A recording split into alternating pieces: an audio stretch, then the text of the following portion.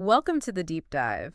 Today, we're digging into resilience, but maybe not in the way you usually hear about it. Right. It's not just about being good or pure. Yeah, we often think history remembers the saints, the martyrs, but our source today, it has well, a tougher take. It really does. It argues history remembers those who actually prevail, the ones who manage to leave something behind, something lasting. Something beneficial, yeah. And the example given is pretty striking. Jesus faced massive opposition, persecution, right?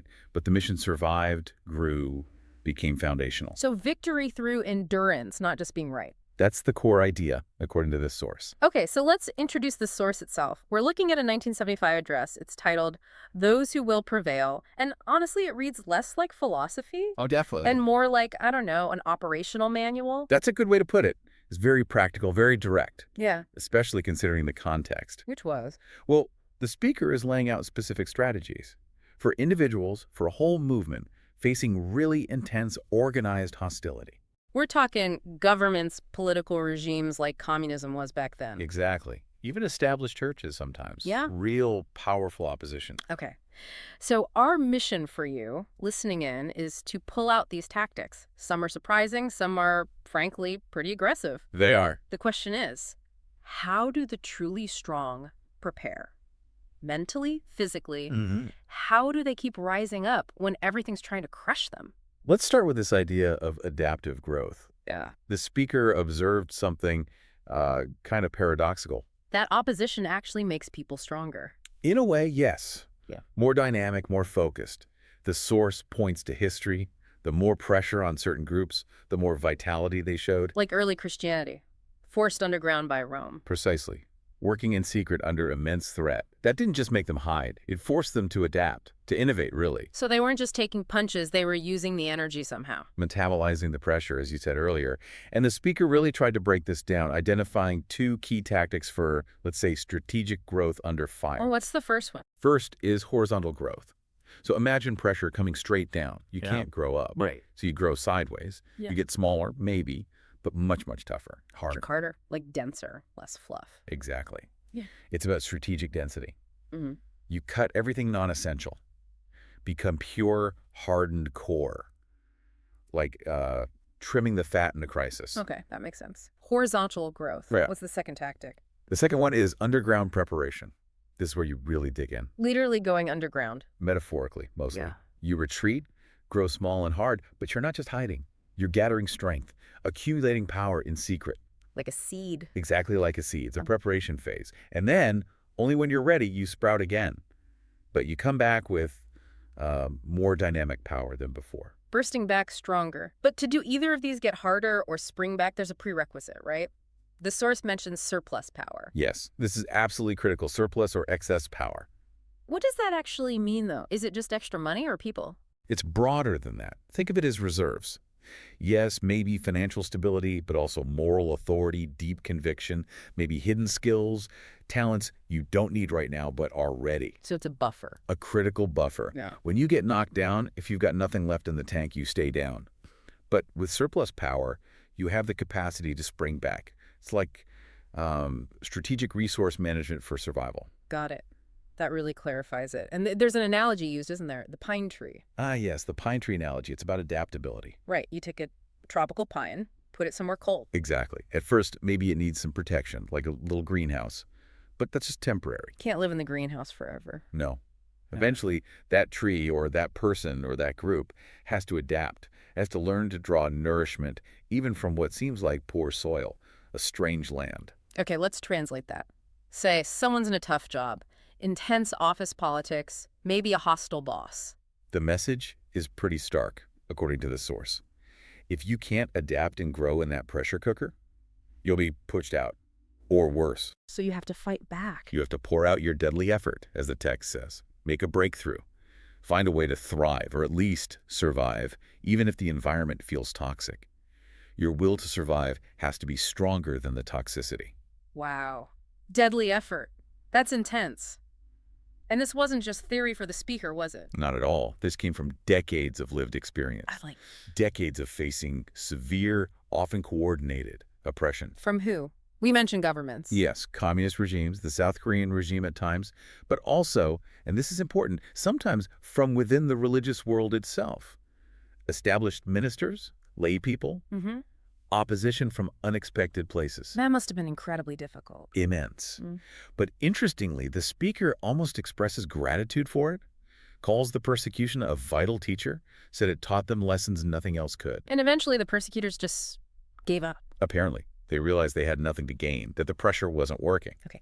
Enduring that kind of pressure, especially physical confinement, torture, Mm-hmm. that requires a specific mindset. The source talks about prison, doesn't it?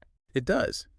And the mental strategy described is, well, it's unusual. How so? Before facing torture, the speaker describes actively wanting to experience it. Not fearfully, but almost. Curiously. Anxious for it. Anxious for it. Why? The idea was to know what it really is, to face it head-on mentally before it even happened. The thinking was anticipation and mental readiness reduce fear.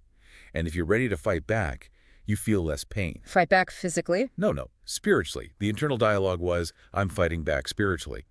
While the physical body took the abuse, the mind was focused on outlasting the persecutor. Let them wear themselves out physically. While the spiritual sword, as it's called, remained undefeated, the goal was to ensure the pain didn't achieve a psychological victory. And this actually worked. According to the source, yes. It created this reputation among prisoners and guards that this person was somehow unbreakable because their spirit never yielded. And the conditions were brutal. Hungnam prison is mentioned. Yes, extreme labor, putting fertilizer in sacks, making rope, descriptions of flesh worn away, bones exposed, blood dripping. It's graphic. So survival under those conditions. It demanded absolute determination to survive at all costs, and crucially, refusing to be scared. That was foundational. It wasn't just the big things either, right? Sleeplessness, extreme cold, heat. Exactly. Those seemingly smaller, constant grinding pressures also had to be overcome. The source stresses that the spirit's power must override the body's limits if the mission is to survive. Even if the individual falls, the mission has to continue through successors. That idea, the mission over the individual, seems key to the next part, the global strategy. Absolutely. The personal endurance, the prison experience, it was all framed as training. Preparation for taking the message, the movement, worldwide. To 130 nations, that was the goal. And the instruction for those going out. It was intense. Be prepared to die there, like the seed buried deep in the soil. Your potential death wasn't failure. It was a strategic planting for future growth. Sacrifice as seeding. Okay. And this leads to very specific instructions for leaders going into new territories, right? About how to interact with locals. Yes, very clear rules. First and foremost, serve, don't use. Meaning? Never order the local people around. Don't treat them like servants. You become the servant to them. That act of service and sacrifice is what opens hearts. It's prerequisite for any success there. And what about resources? Money. Another strict rule. Economic independence. Don't rely on money from headquarters. Why not? It seems counterintuitive. Headquarters support is described as temporary fertilizer. Useful, maybe, but not sustainable. Real strength comes from raising your own funds locally, absorbing nutriments from the land's own soil. Stand on your own feet. Exactly. Build local economic strength, and alongside that, use good public relations, effective lectures to win people over. Okay, so service, local independence. But then there's this other piece. The advice for dealing with direct opposition, adversaries, it gets pretty aggressive. It does. The manual calls its people wrestlers in the arena of life. And the wrestling instructions are unique. Very. If standard methods fail against an opponent, the instruction is quite visceral. Bite the person and don't ever let them go. Bite them! Literally. It reads that way, or at least metaphorically with that level of tenacity. Don't let go until one of three things happens. They surrender, they come to admire you and ask you to stop, or they literally kneel before you. Okay, hang on. How does that square with other teachings? Later on, the source talks about loving enemies. Biting someone until they kneel doesn't sound very loving. That's the paradox, isn't it? And it's a really important point. The source presents this aggressive tactic not as general practice, but as a final measure for a specific goal, ending the fight decisively. Ending it permanently. That seems to be the logic. Yeah. A half-defeated enemy is dangerous, they'll come back stronger. This bite-and-hold strategy aims for a total resolution in that moment. So they either give up completely or they develop this grudging respect. Respect or admiration, yes. Yep. They conclude attacking you is just not worth it, that they have nothing to gain.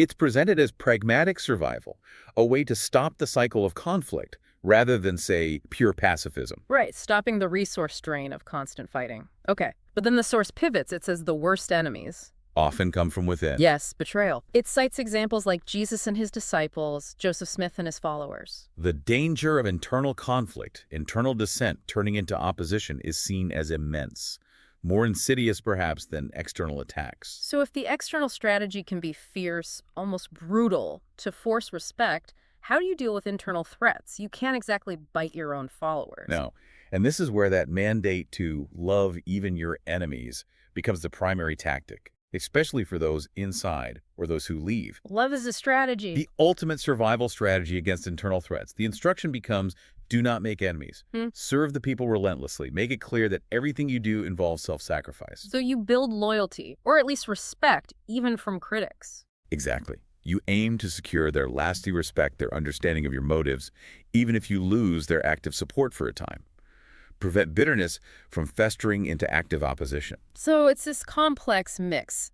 External toughness, internal love, and sacrifice. It's about complete adaptability, isn't it? That's the synthesis, yes. Yeah.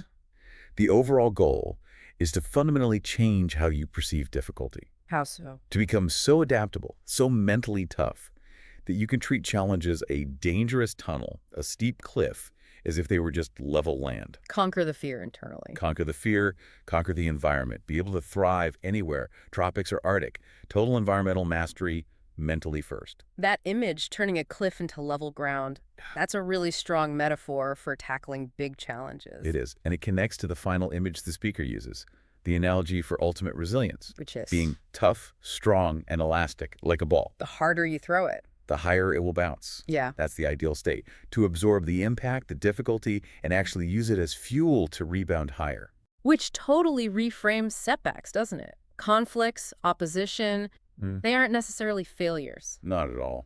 According to this source, they're useful, like fertilizer. Fertilizer. Yeah, the stuff that nourishes growth, even if it smells bad. Opposition provides the nutrients, forces you to get stronger. You don't just endure it, you use it. So the big takeaway from this deep dive, really, is about reevaluating the noise of conflict in our own lives, maybe. I think so. Yes. Step back from the struggle. Listen to the sounds of the clash. What does that noise actually signify? The source has a specific interpretation. He does. It says if you're in the middle of clashes, conflicts, don't see it as a sign you're losing. See it as an omen of the coming victory. An omen of victory? How? It's the noise of the collapse of evil powers. The very fact that there is a struggle, a noisy clash, means the opposing force is being challenged, it's reacting, it's potentially weakening. So the struggle itself is proof of engagement, proof that you're pushing back effectively. The sound isn't your collapse. It might be the sound of your opposition starting to crumble. That collision is the sound of something giving way. So a final thought for everyone listening. When you hear that noise, that friction, in your own challenges, which side is really collapsing? Is it you, or is it the thing you're pushing against? Something to think about until our next deep dive.